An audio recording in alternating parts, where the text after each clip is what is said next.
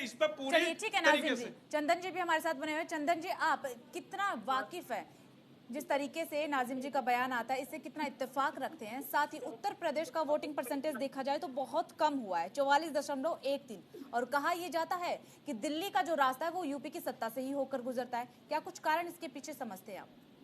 देखिए, मैं उत्तर प्रदेश का भी वोटिंग परसेंटेज देख रहा था और बिहार का भी देख रहा था। इन दोनों राज्यों में जो वोटिंग परसेंटेज है बहुत कम है।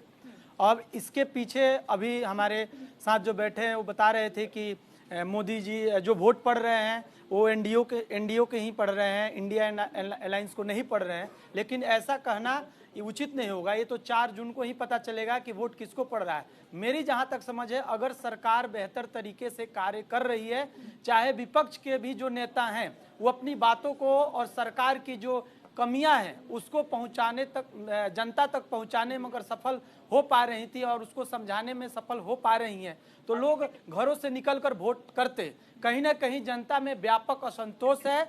और इन क्षेत्रों में जो बिहार और उत्तर प्रदेश जो बेरोजगारी, मैडम एक मिनट, जहां बेरोजगारी और हिंसा सबसे बड़ी चुनौती है। और यहाँ पे दूसरी बात ये भी है कि यहाँ जो राजनीतिक दल हैं, कहीं ना कहीं जो विपक्ष के दल हैं वो परिवारवाद और इन सब चीज़ों से ग्रसित हैं। और वैसे ज़्यादा टिकटों का बंटवारा भी जो अभी वर्तमान सरकार है, और उन्होंने भी ऐसे टिकटों का बंटवारा किया। जैसे अभी हेमा मालिनी जी को हम लोग सुन रहे थे, मथुरा में जो टिकट बंटवारा हुआ है, वहाँ के जो प्रवासी और वहाँ की ब्रजवासी का जो नारा जो लोग दे रहे हैं, तो ये भी एक कहीं ना कहीं वोटिंग परसेंटेज को कम करने में, बिहार में भी ऐसे चीजें बहुत हुआ है जहां के सांसदों का टिकट काट के और बाहर के लोगों को बुलाकर टिकट दिया जा रहा है, प्रवासियों को टिकट दिया जा रहा है। तो जो एक बहुत वोटिंग परसेंटेज को कम करने में कहीं ना कहीं ये मुद्दा है। ठीक है, आप भी यही मानते हैं कि ये ऐसे मुद्दे हैं जो जनता को कहीं कनेक्ट नहीं कर रहे हैं, और यही वजह है क्योंकि अक्सर ये कहा जाता है कि अगर वोटिंग परसेंटेज बढ़ती है तो ये माना जाए टेक्निकली कि